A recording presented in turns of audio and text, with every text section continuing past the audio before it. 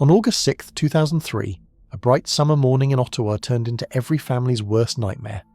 A 27-year-old doctoral student left for a quick bike ride, promising her mother she'd be back in 30 minutes. She never returned. What followed would become one of the largest search operations in Canadian history, involving thousands of volunteers, hundreds of police officers, and a nation holding its breath for answers. The killer was out there, watching the massive search unfold, blending in with the concerned citizens. He would remain free for years, attacking more women, while detectives chased over 4,000 tips that led nowhere. Only a chance encounter 300 kilometres away would finally expose the truth about a predator who had been hiding in plain sight all along. Ardeth Wood was born on October 28, 1975 in St John, Canada, into a close-knit family that would soon grow to include 2 younger brothers. Her father's work prompted a move to Ottawa, where Ardeth would spend her formative years developing into an exceptional student with a particular passion for philosophy and history. She wasn't just academically gifted. Teachers at her Catholic school noted her remarkable ability to engage with complex ideas, often contributing insights that seemed beyond her years. After graduating from high school with honours, Ardeth enrolled at the University of Ottawa, pursuing degrees in history and philosophy. But her academic ambitions didn't stop there. She had her sights set on becoming a university professor, a dream that led her to pursue doctoral studies at a prestigious institution near Toronto, some 500 kilometres from her family home. Her professors there were equally impressed, sometimes remarking that Ardeth already possessed the intellectual rigour of a seasoned academic colleague rather than a student. Beyond the classroom, Ardeth maintained a disciplined fitness routine that reflected her organised approach to life. She was an avid swimmer who could often be found doing laps at the university pool before dawn. Running was another passion. She completed several marathons and was training for another. Cycling rounded out her athletic pursuits, providing both exercise and a way to clear her mind after long hours of philosophical study. Friends described her as someone who approached physical fitness with the same methodical dedication she brought to her academic work. Her personal life seemed equally promising. Ardeth was in a committed relationship with a fellow graduate student, and they discussed marriage once she completed her doctorate. She dreamed of having a large family, often telling friends she wanted at least 4 children. Her boyfriend later described her as someone who had her entire life mapped out. Professorship by 35, tenure by 40, with family milestones carefully planned alongside her career goals. The summer of 2003 was meant to be a brief respite from her intensive studies. Ardeth had planned a 2-week visit home to Ottawa, a rare opportunity to spend quality time with her parents and brothers. The distance from Toronto meant she usually only managed quick weekend visits during holidays, never long enough to truly reconnect. This visit was different. She'd cleared her schedule completely, determined to be fully present with her family. On the morning of August 6th, Ardeth woke at 6 a.m, maintaining her routine even on vacation. She completed a 10-kilometre run through her childhood neighbourhood, returning home energised and cheerful. While her mother prepared breakfast, Ardeth busied herself making a strawberry shortcake for that evening's dinner, humming as she worked. The plan for the day was simple. Mother and daughter would go shopping for new curtains, then prepare a special family dinner together. But the weather forecast threatened to disrupt their plans. Environment Canada was predicting severe thunderstorms for the afternoon, with warnings of potential flooding. Ardeth glanced outside at the still clear sky and made a quick decision. She'd take a short bike ride while the weather held, just 30 minutes to enjoy the morning before the rain arrived. Her brother's mountain bike was in the garage, and she grabbed it without a second thought. "I'll be back before you know it," she called to her mother, already wheeling the bike out the door. She didn't mention where she planned to ride, but her family assumed she'd stick to the familiar paths of their neighbourhood. It was 11:30 a.m. when she pedalled away, wearing dark shorts and a white t-shirt, her long brown hair tied back in a ponytail. An hour passed before the first drops of rain began to fall. Ardeth's mother, Linda, wasn't immediately concerned. The rain came suddenly and heavily. Surely Ardeth had taken shelter somewhere to wait it out. But as the storm passed and the sun re-emerged, worry began to creep in. By 2 p.m, with still no sign of Ardeth, Linda called her husband John at work. John immediately left his office and picked up their 2 sons. Together they drove to the Greenbelt, Ottawa's massive network of parks and trails that stretched for over 200 kilometres through the city. They knew Ardeth loved these paths from childhood. The family had spent countless weekends cycling there together. They checked the usual spots, the trails near the Aviation Museum, the paths along the Ottawa River, the routes through Pine Grove Forest. But there was no sign of her. As darkness approached, the family's concern turned to genuine alarm. This wasn't like Ardeth at all. She was meticulous about communication, always calling if she'd be even 5 minutes late. At 6 p.m, John Wood made the call no parent ever wants to make. He contacted the Ottawa Police Service to report his daughter missing. The initial police response was frustratingly routine. Ardeth was 27 years old, an adult who had the right to go wherever she pleased. The officer taking the report suggested she might have met friends, lost track of time, would probably return soon. But the Wood family knew better. They began calling everyone they could think of: Ardeth's friends from high school, former university classmates, neighbours who might have seen her. By 10 p.m, with still no word, John Wood took matters into his own hands. He called a family friend who worked in local media, and within hours, Ardeth's disappearance was being reported on late-night news broadcasts. The story spread quickly. A brilliant doctoral student, home-visiting family, vanishes during a routine bike ride. The combination of Ardeth's academic achievements and the mysterious circumstances captured public attention immediately.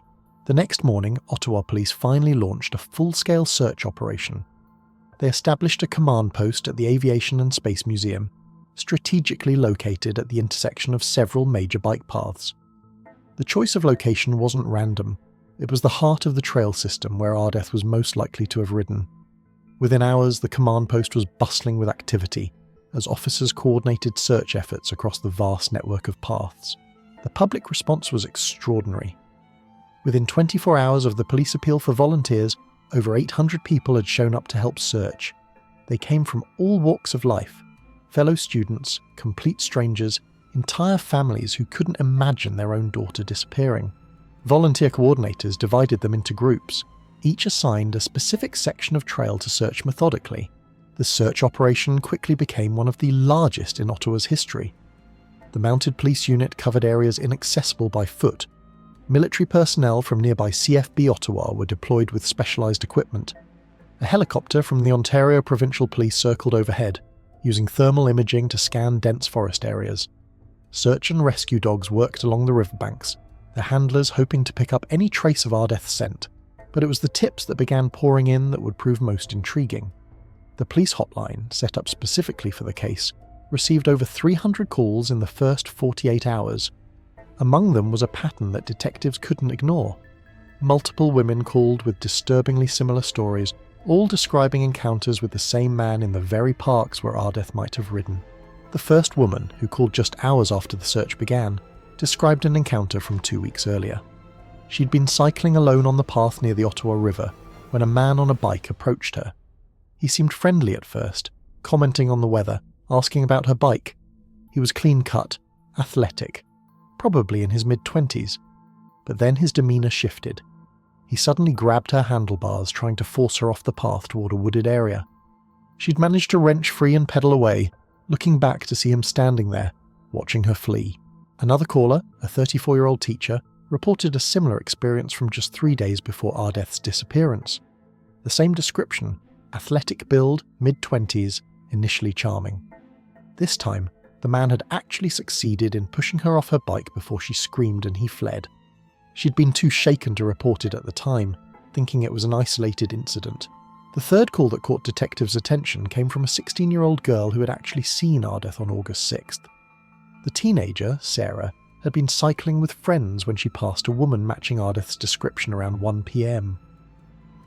Minutes later, she heard a woman scream. Turning back, she saw the same woman now standing with a man, appearing to argue. Sarah watched as the man began leading the woman toward the forest. Something about the scene disturbed her enough that she circled back. What Sarah found next sent chills through the investigation team. In a small clearing just off the path, she discovered a white baseball cap hanging on a tree branch. On the ground were 2 bicycles, one clearly abandoned in haste. She called out but received no response. Then, faintly, she thought she heard another scream from deeper in the woods. Fear overtook curiosity and Sarah fled, convincing herself she'd simply witnessed a couple's argument. She hadn't connected it to Ardeth until seeing the missing person reports. Based on these witness accounts, police compiled a composite sketch of the suspect. He was described as Caucasian, 5 feet 10 inches to 6 feet tall, athletic build, short dark hair, clean shaven. Most distinctively, several witnesses mentioned seeing what appeared to be a bird tattoo on his right shoulder. But investigators made a controversial decision. They wouldn't release the sketch to the public yet. They feared it would generate thousands of false leads that would overwhelm their resources. On August 10th, 4 days after Ardeth's disappearance, the search took a grim turn. Police divers searching the Rideau River discovered a bicycle submerged near the shore. The serial number confirmed everyone's worst fears. It was the bike Ardeth had borrowed from her brother. The discovery shifted the operation from rescue to recovery. Hope of finding Ardeth alive was fading fast. That same evening, the police tip line received a call that would haunt investigators. A man's voice, clearly distressed, claimed responsibility for Ardeth's death. "I didn't mean for it to happen," he said. His words rushed and panicked. "It was an accident. She fell in the river. I tried to save her but couldn't. I pulled her out and covered her with branches near the eastern shore, about 200 metres from the Rockcliffe Pavilion." The caller hung up before dispatchers could trace the call. The confession call was eventually traced to a payphone in Gatineau, Quebec, just across the river from Ottawa. Forensic teams rushed to the phone booth, hoping for fingerprints or DNA evidence, but found nothing useful. Either the caller had been careful, or too much time had passed. Security cameras in the area were either non-functional or pointed away from the phone booth. The next day, search dogs detected something along the riverbank exactly where the caller had described. Partially concealed beneath branches and debris was a body. The remains were too decomposed for immediate visual identification, but everyone knew. The location, the timing, the circumstances, this was Ardeth Wood. The scene told a horrible story. Ardeth's body was completely unclothed, her clothing nowhere to be found. She'd been deliberately placed and covered, not simply abandoned. The medical examiner determined the cause of death was drowning, but there were signs of violence. Bruising on her arms and neck consistent with being forcibly held underwater. The sexual assault kit results were inconclusive due to decomposition and water exposure. With Ardeth's body discovered, police finally released the composite sketch to the public. The response was overwhelming. Over 3,000 tips flooded in within the first week. Women from across Ottawa and surrounding areas came forward with similar stories of encounters with a man matching the description. The scope of what they were dealing with became terrifyingly clear. Investigators mapped the reported encounters and found a pattern. The suspect operated primarily along the recreational pathways between the Aviation Museum and Rockcliffe Park, always during daylight hours, typically between noon and 4 p.m. He appeared to target women cycling or jogging alone, using the same approach method, friendly conversation escalating to attempted abduction. The investigation expanded to examine similar cases across the region. Police in Gatineau were dealing with a series of unsolved sexual assaults from the previous year. The descriptions were remarkably similar. An athletic man in his 20s who approached women in parks. Could this be the same predator, escalating from assault to murder? Detectives investigated hundreds of potential suspects. They looked at registered sex offenders, men with histories of violence against women, individuals with connections to the cycling community. Each lead was meticulously followed, but none produced solid evidence. The killer had been careful. No DNA at the scene, no witnesses to the actual murder, no digital trail. Months passed with no breakthrough. The Wood family struggled with their grief while maintaining pressure on police to solve the case. They established a reward fund that grew to $50,000, the largest ever offered in Ottawa for information leading to an arrest. John Wood appeared regularly at press conferences, pleading for anyone with information to come forward. "Someone knows who did this," he would say, his voice breaking. "Someone has seen something." The case began to go cold as 2003 turned to 2004. The tip line still received occasional calls, but the leads were growing thin. Detectives had interviewed over 400 potential suspects, collected hundreds of DNA samples, all leading nowhere. The investigative team was reduced as resources were needed for other cases. Then, in September 2005, another young woman disappeared in Ottawa under similar circumstances. Jennifer Teague, just 18 years old, vanished while walking home from her job at a garden centre. The similarities to Ardeth's case were impossible to ignore. Both women were attacked in broad daylight, both in public spaces, both their bodies found near water. Was the same killer striking again? The Teague case renewed interest in Ardeth's murder, but investigators still couldn't make the crucial connection. They had a profile, a sexually motivated predator who attacked women in outdoor settings, but no identity. The killer remained a ghost, known only through witness descriptions and the devastation he left behind. The breakthrough came from an unexpected source. In May 2006, nearly 3 years after Ardeth's murder, police in North Bay, Ontario, 360 kilometres from Ottawa, responded to an attempted sexual assault. A woman walking home from her evening shift at a local hospital was approached by a man claiming to be lost. When she stopped to give directions, he grabbed her and tried to drag her into nearby bushes. This time, the victim's screams brought immediate help. A neighbour rushed out with a shovel, chasing off the attacker. In his haste to flee, the man dropped his cell phone. Within hours, North Bay police had identified and arrested 25-year-old Christopher Myers, a recent arrival from Ottawa. The arresting officer, Detective Mark Pritchard, was reviewing the case file when something clicked. He'd attended a provincial law enforcement conference where unsolved cases were discussed. The Ardeth Wood murder had been presented, complete with composite sketches and suspect descriptions. Looking at Christopher Myers in custody, Pritchard saw an unmistakable resemblance. Ottawa investigators were immediately notified. As they delved into Christopher Myers' background, a disturbing picture emerged.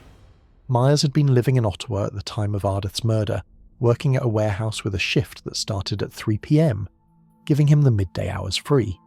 His address was less than 5 kilometres from where Ardeth's body was found.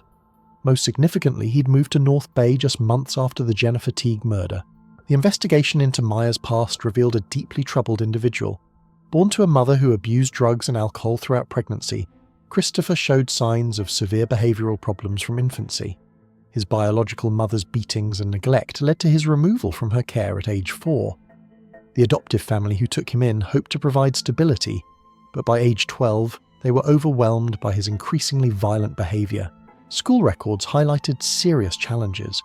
Christopher often displayed extreme behavioural difficulties, sometimes acting inappropriately in class or struggling to get along with other students.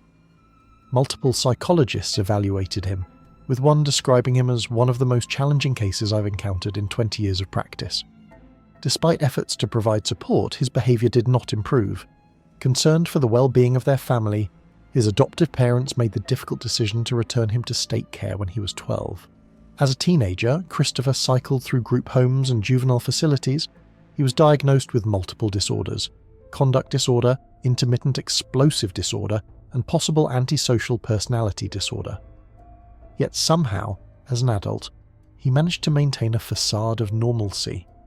He held down jobs, rented apartments, even had relationships, though these were marked by violence and control.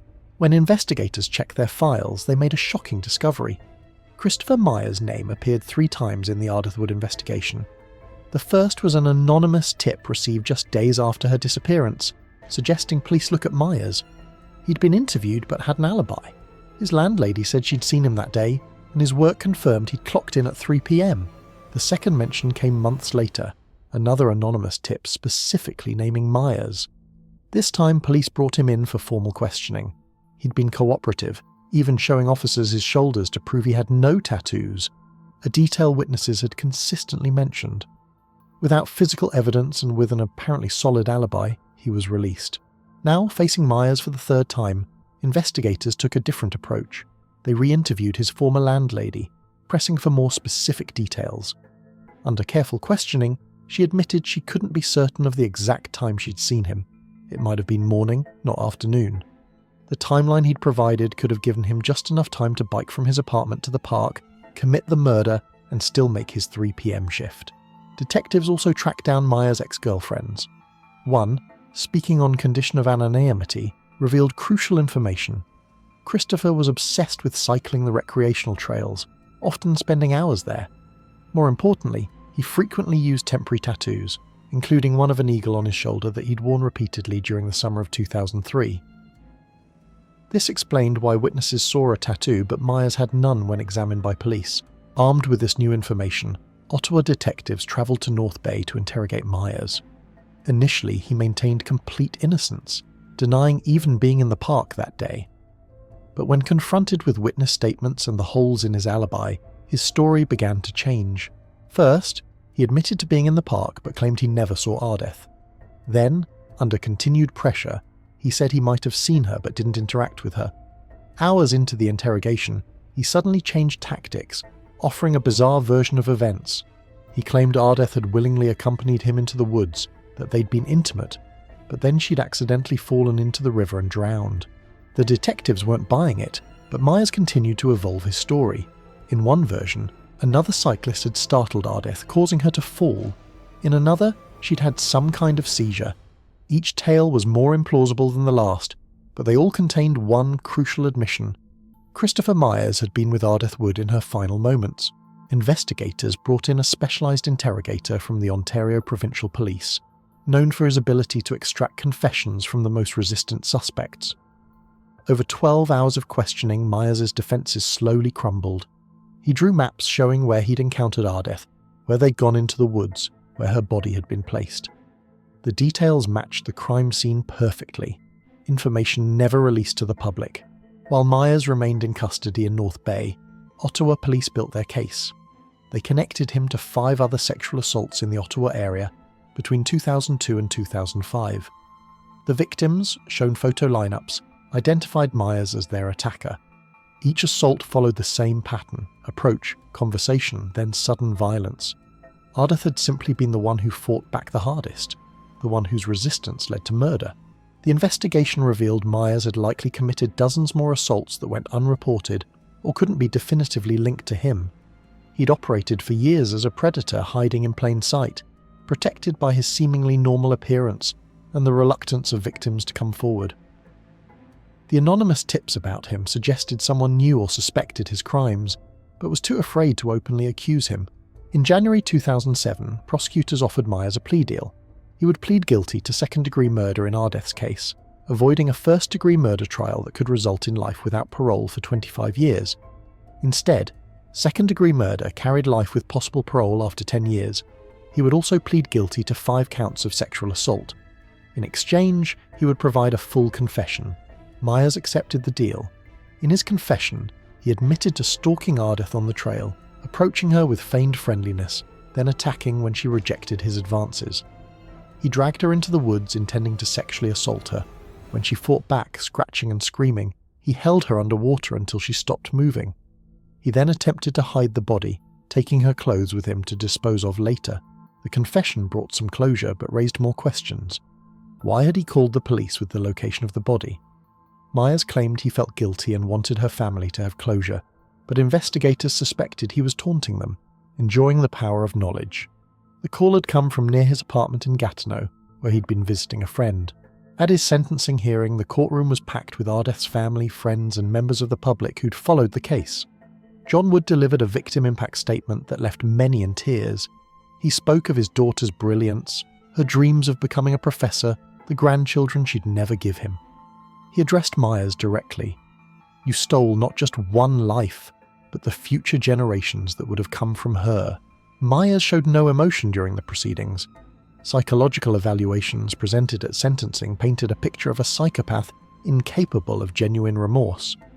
Despite his claims of guilt and regret during interrogation, experts testified he was simply mimicking emotions he'd observed in others.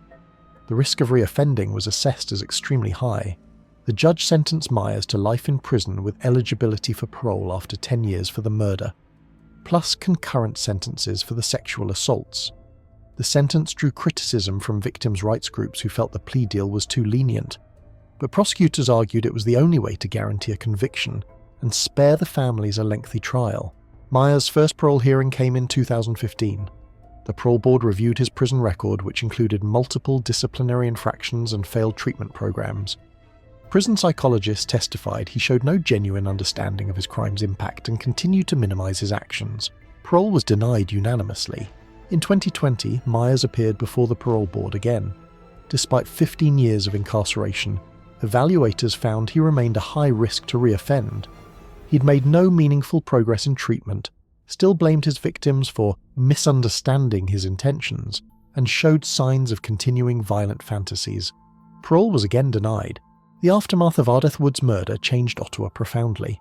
The city's extensive trail system, once a source of pride, became associated with danger. Women's groups organised safety patrols, cycling in groups along popular routes. The city installed emergency phones and increased lighting along isolated stretches of path. A volunteer organisation called Ardeth's Angels was formed, offering accompaniment to anyone feeling unsafe on the trails. The Wood family established the Ardeth Wood Memorial Scholarship at her university, supporting female doctoral students in philosophy. They also became advocates for victims' rights, pushing for changes to how missing persons cases are investigated. Their efforts led to protocols requiring immediate action when adults disappear under suspicious circumstances, eliminating the 24-hour waiting period that delayed Ardeth's initial search.